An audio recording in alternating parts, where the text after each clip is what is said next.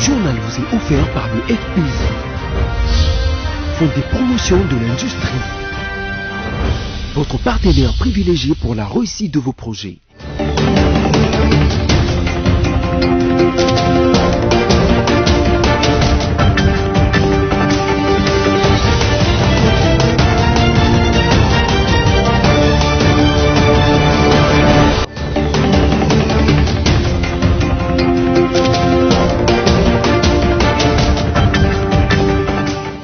Bienvenue mesdames, messieurs à cette nouvelle édition rétrospective du journal sur votre chaîne. Le Palais de la Nation a abrité mardi 4 août 2020 la cérémonie des prestations de serment de 64 magistrats dont 7 femmes et 54 hommes devant le président de la République Félix-Antoine Tshisekedi Tshilombo. Civils et militaires ont juré de remplir avec loyauté, honneur et dignité leurs tâches. Dans ce journal, l'Union pour la Nation congolaise UNC a organisé une marche vendredi 7 août 2020 pour revendiquer la libération provisoire de son leader et président national Vital Kamerhe. Aucun incident majeur n'a été signalé dans la capitale Kinshasa.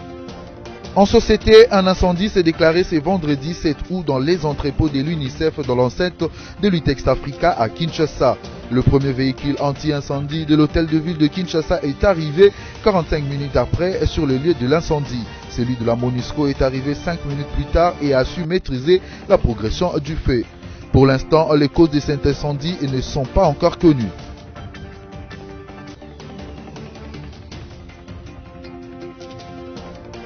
Il était 15 heures pile quand le cortège du président de la République, Félix-Antoine Tshisekedi Tshilombo, est arrivé au Palais de la Nation pour la cérémonie des prestations des serments des hauts magistrats de la Cour de cassation, du Conseil d'État et des parquets généraux près des juridictions qui a eu lieu ce mardi 4 août 2020.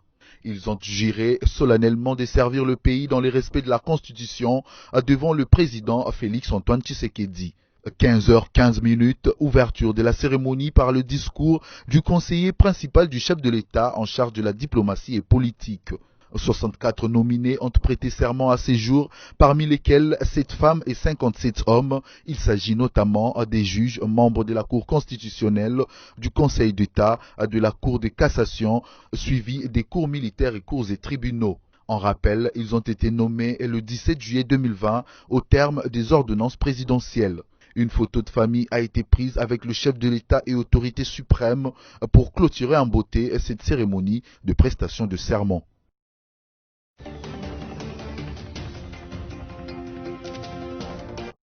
Exceptionnellement, ce mercredi 5 août 2020, la réunion des conjonctures économiques autour du chef du gouvernement Sylvestre Ilunga Ilunkomba s'est tenue à l'immeuble du gouvernement. Il a été question notamment de la rationalisation des dépenses publiques, mais aussi l'exécutif provincial s'est engagé à fournir des efforts pour stabiliser le taux d'échange sur le marché. C'est ce qu'a affirmé au sortir de cette séance de travail le vice-premier ministre, ministre en charge du budget, Jean-Baudouin Mayo-Mombeke. Ce dernier a indiqué que la Banque centrale du Congo, BCC, devrait intervenir une fois de plus dans les secteurs bancaires et monétaires en administrant une somme de 25 millions de dollars américains pour maîtriser le taux d'échange à travers le pays. Au cours du premier semestre de 2020, les dépenses d'investissement sur ressources propres de l'exécutif national ont été exécutées à hauteur de 2,9% du taux de réalisation selon les états de suivi budgétaire de la direction de politique et de programmation budgétaire. Le plan de trésorerie du second semestre de l'année en cours du ministère des Finances projette des dépenses d'investissement sur ressources propres du gouvernement à hauteur de plus de 195 millions de francs congolais.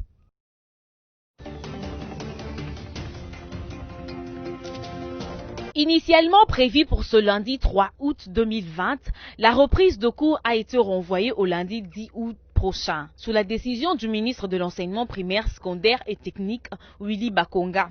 Il a justifié ce report par des raisons techniques et administratives. Cela vaut pour toute l'étendue du territoire national. Annoncé sur son compte Twitter, le ministre de l'EPST n'a pas seulement évoqué le report de la reprise de cours, il a également fait savoir que lundi 3 août, seuls les administratifs reprendront les activités scolaires. Pour rappel, les activités scolaires ont été interrompues au lendemain de la proclamation de l'état d'urgence le 24 mai 2020 par le chef de l'État Félix Tshisekedi. Et c'est là pour contenir la propagation du coronavirus en RDC.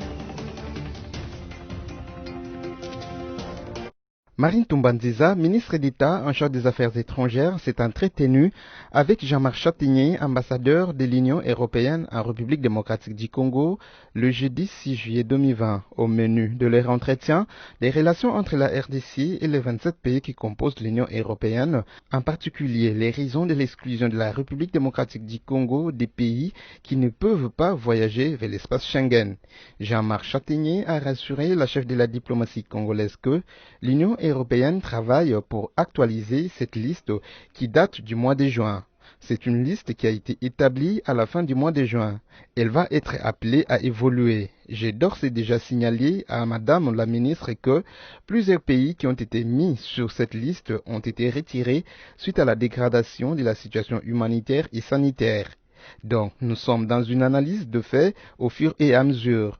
C'est du point de vue technique que nous devons regarder toutes les mesures qui ont été prises par la RDC. Il y a des critères très techniques comme le nombre de tests qui sont réalisés par rapport à la taille de la population, les mesures de contrôle sanitaire aux frontières, a dit les diplomates européens.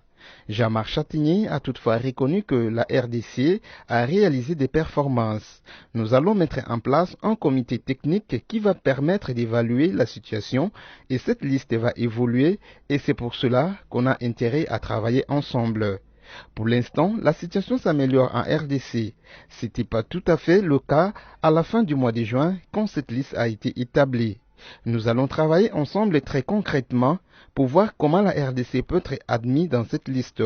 Mais je vous dis que toute personne qui veut voyager vers l'Europe peut le faire, a expliqué Jean-Marc Chatinier.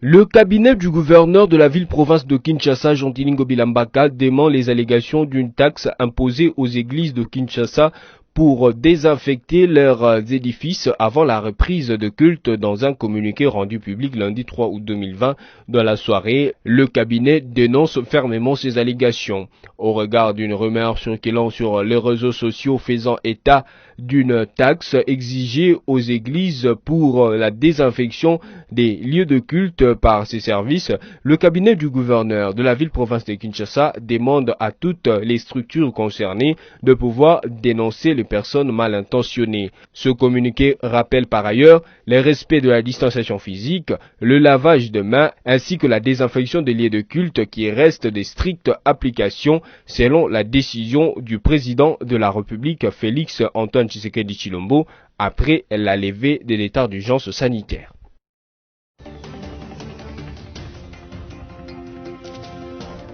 Dénonçons et condamnons la démarche malicieuse orchestrée par certains acteurs politiques et de la société civile sous l'influence de certaines officines extérieures que nous connaissons, tendant à déstabiliser la République sous couvert de l'organisation d'un prétendu dialogue national autour de la matière électorale qui relève pourtant de la compétence des institutions légalement établies.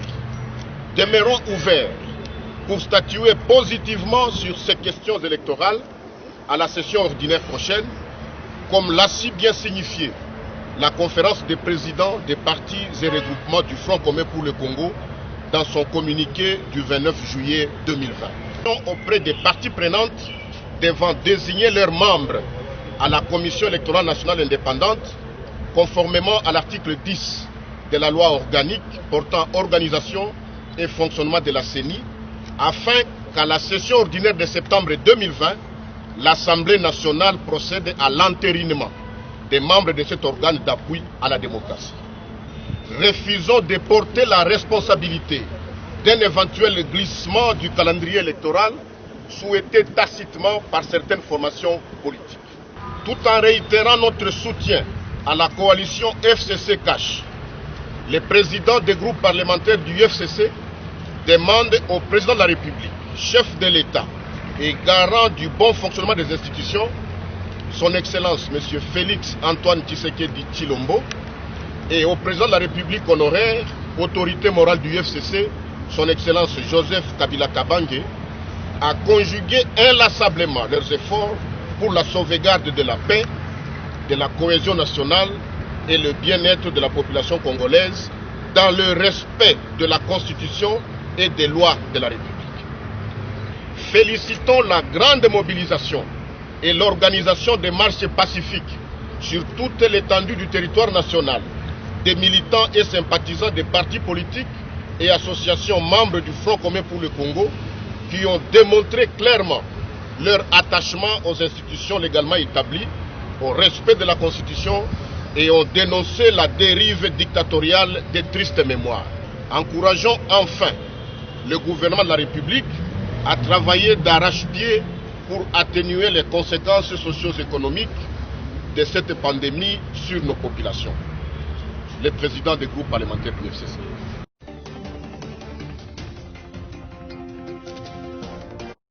Après avoir passé un long moment au centre neuropsychopathologique de Kinshasa pour des soins psychiatriques, Nemwanda Ntsemi, leader du Bundu Dia Congo, est rentré à sa résidence de Macampagne dans la commune de Ngaliema ce lundi 3 août 2020.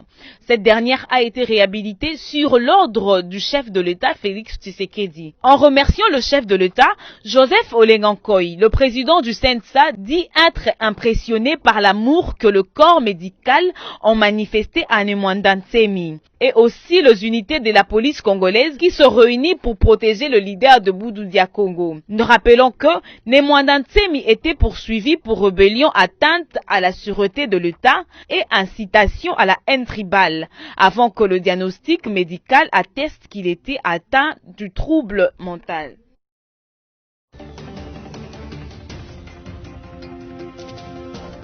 Les militants et membres du parti politique Union pour la Nation congolaise de UNC ont organisé une marche ce vendredi 7 août 2020 pour revendiquer la libération provisoire de leur leader Vital Kamerhe. Les fanions de ce parti ont flotté allant de son siège national situé sur l'avenue de l'enseignement dans la commune de Kassavubu. La manifestation s'est terminée au rond-point Moulard dans la commune de Bandalungwa en passant par les avenues Assosa, Victoire et Sayo. Tous vêtus de rouge et blanc, ils ont demandé une justice équitable pour leur autorité morale et l'implication du chef de l'État, Félix Antoine Tshisekedi Tshilombo, sur la dite affaire. Présente du début à la fin de la marche, la police nationale congolaise a su contenir avec professionnalisme cette foule venue de tous les coins de la capitale congolaise. En outre, le procès en appel devant la Cour de cassation de Vital Kamerhe a été reporté au 21 août prochain.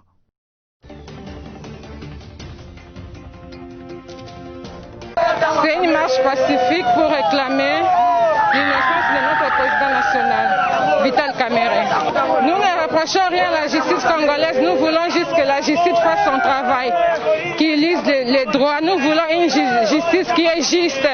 Je suis juriste de formation. La loi dit qu'il faudrait la légalisation de la loi. Si la peine, l'infraction est à l'égalité, donc il n'y a pas d'infraction. Nous déclarons purement et simplement une justice équitable, tout en soutenant bien sûr l'état des droits et en faisant confiance à la justice congolaise. Nous, à l'INC, nous prenons l'état des droits. Vital Kamerhe a combattu pendant des années pour l'état des droits. Qui ne connaît pas les passés de Vital Kamerhe? Azaki, dans l'Assemblée nationale, il a été et il restera le seul président de l'Assemblée nationale au milieu du village. Nous reprochons à la justice congolaise l'inéquitabilité de ces procès.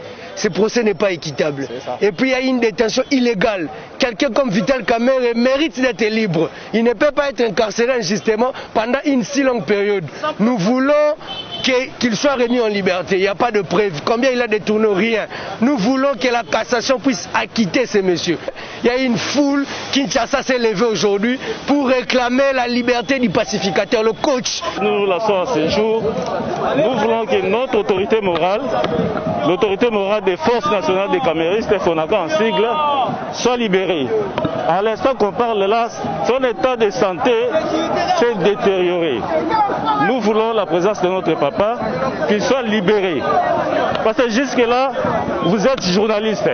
Vous avez eu à suivre les procès à la télé. Vous avez fait la lecture, on n'a pas eu à faire la traçabilité des preuves d'équipabilité. Donc Kamere, qui est l'autorité morale des forces nationales des caméristes, jusque-là il est présumé innocent. Nous voulons sa libération pour qu'il prenne soin de sa santé afin qu'il se rétablisse. Et nous sommes en train de marcher pour le compte de l'espace Grand Équateur. Alors, nous avons décidé de soutenir le président national Vital Kamerhe. Vous savez, vous avez suivi à travers les médias ce qui s'est passé. Nous jugeons, nous, membres de l'INC, qu'il a été arrêté injustement et condamné aussi injustement. Il est vrai que nous sommes en coalition, mais dans une coalition, nous devons conjuguer à l'unisson.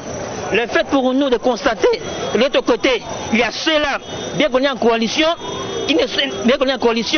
mais qui ne soutiennent pas ce combat, qui ne comprennent pas que non, Vital Kamerhe est innocent, tu sais bien qu'on est en coalition, qui n'auront pas à manifester un tel soutien par rapport à ce combat, vraiment on peut s'inquiéter.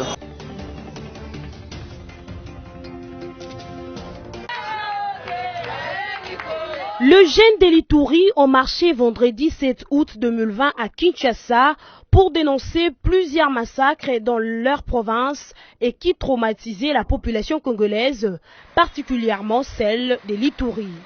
Que la communauté internationale s'implique. Un génocide se passe à l'est de la RDC. Un génocide se passe sous silence. Mais tout le monde est au courant de ce génocide, mais personne n'ose oser la voir. C'est pour cela, aujourd'hui, nous avons décidé de descendre dans la rue. Habillés en noir, signe de tristesse, ils ont commencé leur marche à la première rue Limité. À mi-chemin sont intervenus les éléments de la police et les ont empêchés d'atteindre le ministère de l'Intérieur comme prévu. La marche devait commencer normalement à la première rue. Le point de chute, c'était le ministère des Affaires intérieures. C'est là où on devait déposer le mémorandum ainsi que faire une déclaration par rapport à ce que se passe à l'Est, précisément en Ituri, pour informer les autorités compétentes afin de pouvoir réagir par rapport à cela. On ne peut pas quand même rester comme ça sans pour autant qu'il y ait quelque chose, qu'il y ait changement. Parce que les gens sont en train de mourir là-bas. Vous voyez un peu. Et on arrive quelque part ici, on nous arrête, disant que les autorités ne veulent plus qu'on avance jusqu'à notre lieu de destination. Moi je trouve ça, c'est pas normal. C'est pas du tout normal. On devait acheminer notre marche jusqu'au point de chute, lire notre mémorandum, déposer ça à l'autorité et puis rentrer. La tension est montée, des troubles ont éclaté entre les jeunes et les éléments de la police. Sur place, l'honorable Fabien, élu de Djungu, dans la province d'Ituri, à son tour, a calmé les jeunes manifestants. La dernière année ici, l'Ituri assiste à une scène macabre, à une scène tragique. Il s'agit de tueries à haute échelle qui est en train de s'organiser chez nous. On compte actuellement plus de 1000 morts, plus de 2 millions de déplacés internes, plus de 500 000 déplacés vers l'Ouganda. La situation humanitaire catastrophique et inhumaine en Ituri.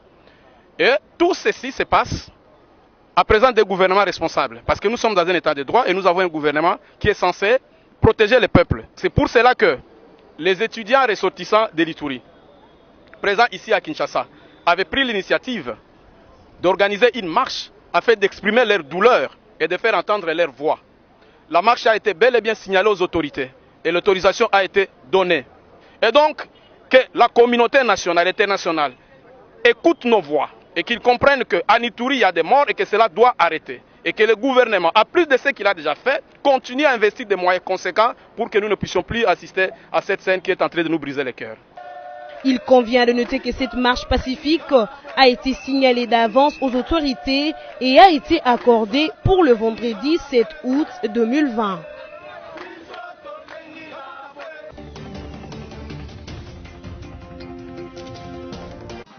Une forêt de drapeaux de partis politiques, membres du Front commun pour le Congo, des banderoles et des dizaines de milliers de militantes et militants dans les rues de Bukavu, avec un seul message, soutenir les institutions de la République et dire non à toute forme de glissement en 2023, année électorale en République démocratique du Congo. De la place Moulamba jusqu'au cabinet du gouverneur, leur point de chute, en passant par le marché de Nyawera et l'hôtel de ville, les manifestants scandaient des chansons à la gloire de l'autorité morale du FCC, Joseph Kabila Kabange. Une occasion aussi pour des personnalités politiques du FCC Néhémie Mulanya Wilonja, ou encore Maître Claude Nyamugabo Baziboué, ministre national de l'Environnement, de réaffirmer à travers leurs représentants leur loyauté à leur autorité morale. Le gouverneur Théongo Abidje Kassi attendait les manifestants à son cabinet pour recevoir le mémorandum des partis membres du Front commun pour le Congo. Et c'est le coordonnateur provincial du FCC, M. Safari Mugaruka, qui a lu ce mémorandum. Nous soutenons les institutions de la République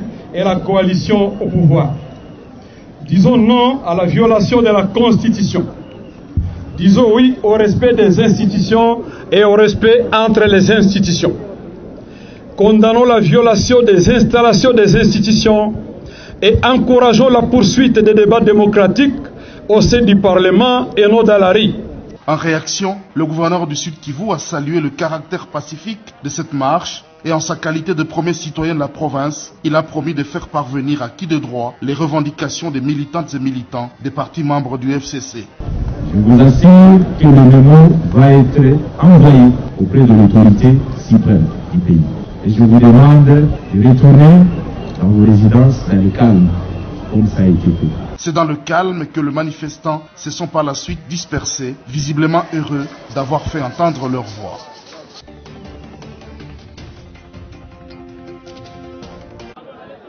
Les habitants de Sangue pleurent leur mort après la tuerie perpétrée par un militaire ivre qui a tiré à bout portant sur la population. Le gouverneur Théongo Abidje Kassi est arrivé à Sangue, 70 km au sud de Bukavu, pour partager les souffrances endurées par ses administrés et les consoler. Ici, la population est sous le choc. 14 personnes ont été fauchées par les balles et les corps sont exposés pour le recueillement. Massé à Sangue Centre, la population est venue écouter le message de compassion du gouverneur de province qui a lancé un appel au calme. Tutafanya yote tumupate huyu criminel tukiakuya hapa Sange tumujije hapa Sange. Mina kuya hapa Sange kuwapa pole na kukompatir pia na nyie kwa hii musiba ilitufikia jana usiku. Pour les habitants de Sangue, il est temps d'opérer des changements dans l'appareil sécuritaire après plusieurs cas d'assassinats répertoriés dans ces cités du territoire d'Ouvira. Un mémorandum a été remis au gouverneur. Ce document reprend une série de mesures que les autorités, tant au niveau provincial que national, doivent prendre pour restaurer la paix et la sécurité à Sangue et dans la plaine la Ruzizi. 9 blessés ont été admis dans des structures médicales locales de la Croix-Rouge. 2 jours après cet événement malheureux, les familles ont commencé à enterrer les corps de leurs proches avec l'aide du gouvernement provincial du Sud Kivu.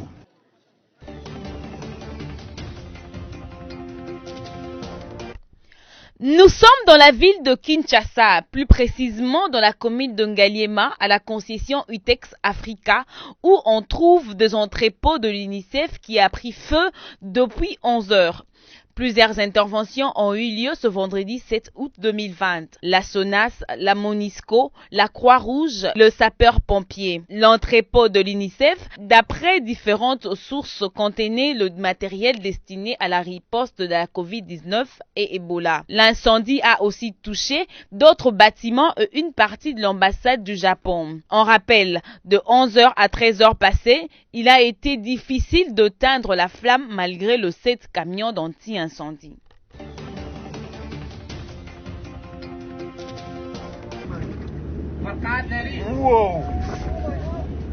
La ville de Beyrouth, la capitale libanaise, a été secouée par une double explosion mardi 4 août 2020.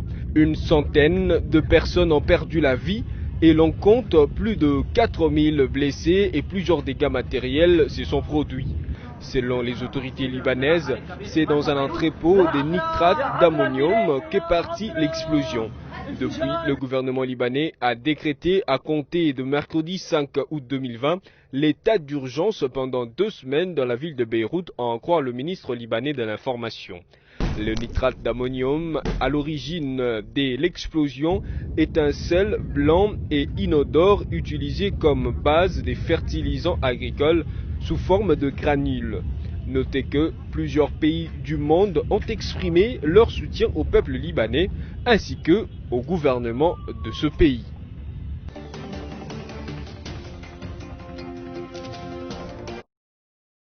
Après 2 ans de l'organisation de la Coupe du Monde, la Fédération internationale de football association FIFA vient de dévoiler la liste des arbitres présélectionnés pour le grand rendez-vous du sport roi. Et parmi les arbitres retenus, la Fédération africaine de football CAF a vu ces 6 arbitres être présélectionnés à la prestigieuse compétition du foot. La RDC est fière de voir son digne fils Jean-Jacques Ndala, dont la renommée ne cesse de prendre l'ampleur, faire partie de ces 6 personnes. Jean-Jacques Ndala, un homme d'expérience qui est compté parmi les siffleurs de la Ligue nationale de football, se voit proche d'une nouvelle et belle aventure après l'arbitrage à succès enregistré lors de la Coupe d'Afrique 2019 en Égypte. Il sera avec d'autres Africains, notamment Oumar Mohamed de l'Égypte et Moustapha Golbat de l'Algérie. Pour rappel, la Coupe du Monde Qatar 2022 aura lieu du 11 novembre au 18 décembre 2022, de date inhabituelle pour l'organisation de cette compétition suite à la pandémie de Covid-19.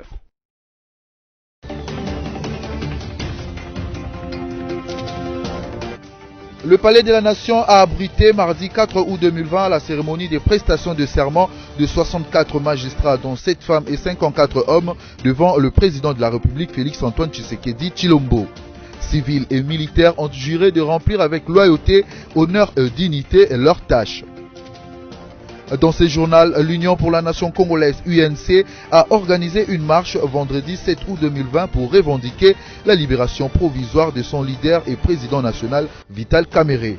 Aucun incident majeur n'a été signalé dans la capitale Kinshasa. En société, un incendie s'est déclaré ce vendredi 7 août dans les entrepôts de l'UNICEF dans l'enceinte de l'Utext Africa à Kinshasa. Le premier véhicule anti-incendie de l'hôtel de ville de Kinshasa est arrivé 45 minutes après sur le lieu de l'incendie. Celui de la MONUSCO est arrivé 5 minutes plus tard et a su maîtriser la progression du feu. Pour l'instant, les causes de cet incendie ne sont pas encore connues. Fin de cette session rétrospective, mesdames, messieurs, portez-vous bien et bonsoir chez vous.